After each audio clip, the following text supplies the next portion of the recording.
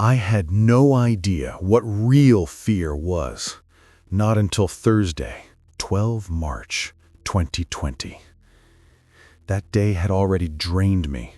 My back ached from sitting at my desk since morning, and the air in my apartment felt stale, like the walls were shrinking closer every hour. When the final class started at 8:30 p.m., I wasn't really there. I was scrolling on my phone, pretending to take notes, barely listening to the teacher's tired voice. Outside, the night was completely still.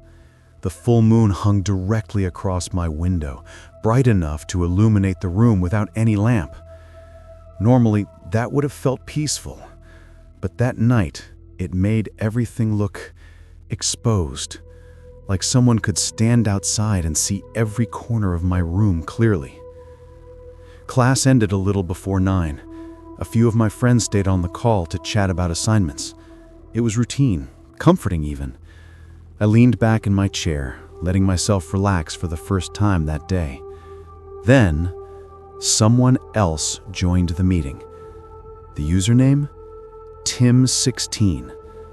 No profile picture, camera on, but nothing on screen except total darkness. At first we laughed.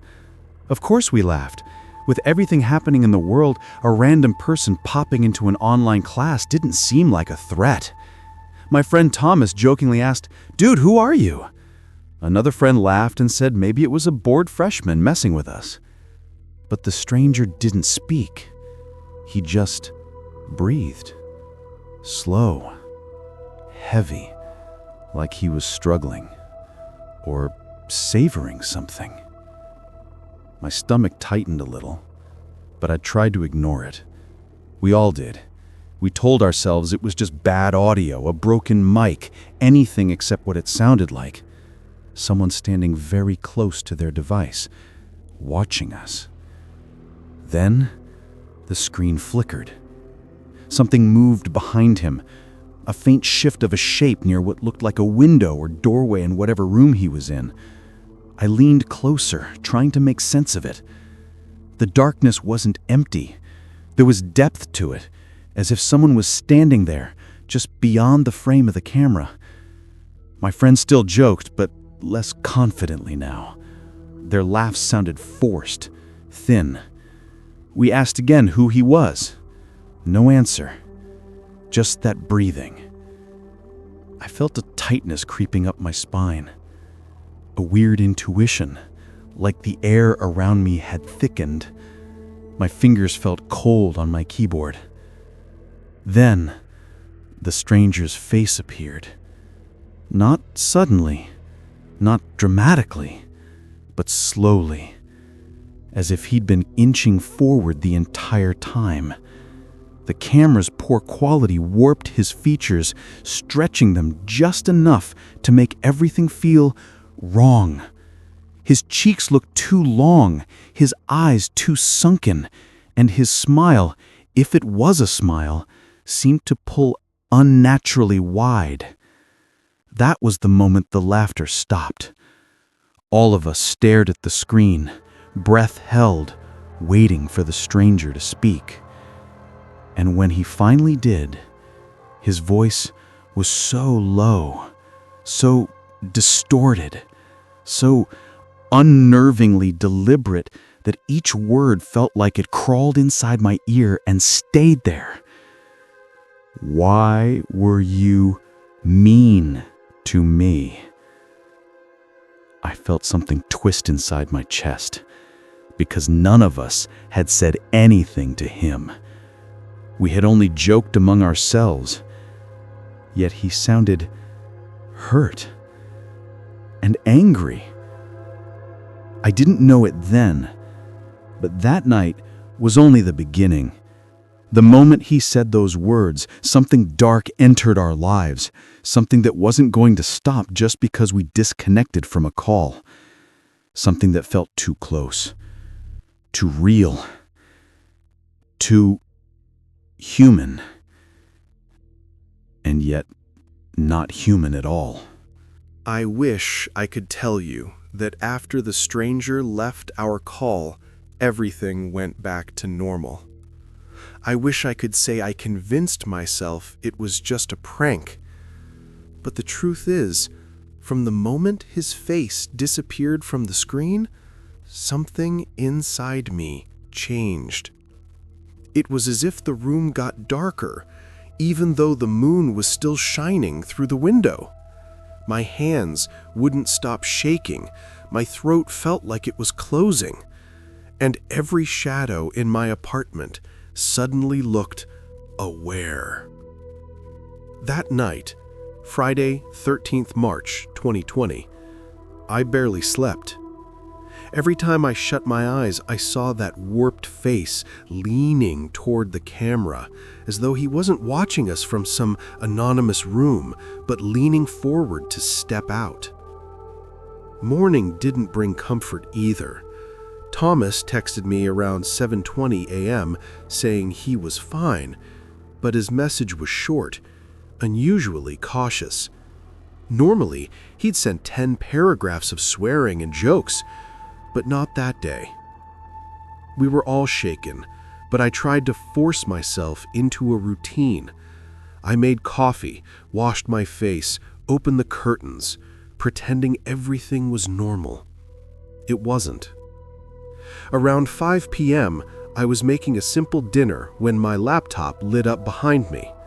I turned, expecting a message or a notification. Instead, I saw something that made my entire body stiffen. A meeting invitation was on the screen.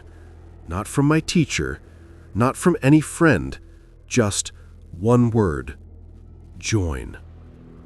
My breath caught in my chest. I stepped closer to the laptop, each step heavy. I hovered the cursor over the invitation, just enough to see the participant list. There was only one person inside. Tim, 16. I froze. I could feel a cold pressure along the back of my neck, like eyes tracing the outline of my spine. I declined the invitation. Immediately, another invitation appeared, then another, and another. Each time I clicked decline, a new one flashed instantly, like someone on the other end was watching me refuse and reacting. My throat tightened. I shut the laptop without turning it off. I didn't want to see the screen anymore. But the fear didn't end there. Later that night, when the apartment had gone silent, I kept feeling the air shift. Not dramatically, not violently, but subtly, like someone was moving through the space just beyond my sight, altering the atmosphere with each careful step. Every time I passed the window, I forced myself not to look outside. I didn't want to see a face staring back. I didn't want to confirm the feeling that something waited in the dark. By 11:50 p.m., I was lying in bed, my heart beating so loudly I could feel it in my fingertips. I wasn't asleep, not even close. Then the air in the living room shifted again, slow, creeping, deliberate. I sat up, unable to breathe properly. My laptop, still closed, was glowing faintly. A call was active, with one participant, him. The realization hit me like ice. The device shouldn't have turned on by itself. It shouldn't have connected to anything. Yet somehow, he had reached into my closed laptop as if the barrier of the screen didn't apply to him anymore. I didn't approach it. I didn't touch it. I couldn't. I just sat in my bed, frozen, listening to the hum of the night, waiting for something else to happen. Hours later, exhaustion finally pulled me into a shallow, broken sleep. But even then, I didn't feel alone. Not for a moment. And deep down, I knew this wasn't over. He hadn't finished with us. He hadn't finished with me. He had only just begun watching. I spent the days after that, sleepless, hollow, and constantly on edge. Every corner of my apartment felt wrong, too quiet, too still. Even during daylight, the silence carried weight, like something was pressing against the air. By the time the next Thursday approached, 19 March 2020, I felt physically sick. My professor had announced earlier that our night class would continue as usual. Everyone else acted as if the incident from last week was just a glitch or a coincidence. But I knew it wasn't. Something had changed. Something had followed us out of that call. Minutes before class, I sat at my desk with my laptop open, staring at the dark screen and feeling my pulse hammering behind my eyes. Every instinct in my body told me not to join. But another instinct, the one poisoned by curiosity and fear, forced me to click. I joined early. Too early. The participant list was empty. Just my name, alone, in the room. My camera reflected my own uneasy expression back at me, and I hated the sight of myself.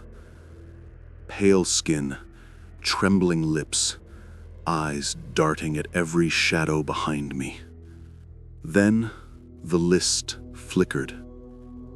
A second participant appeared.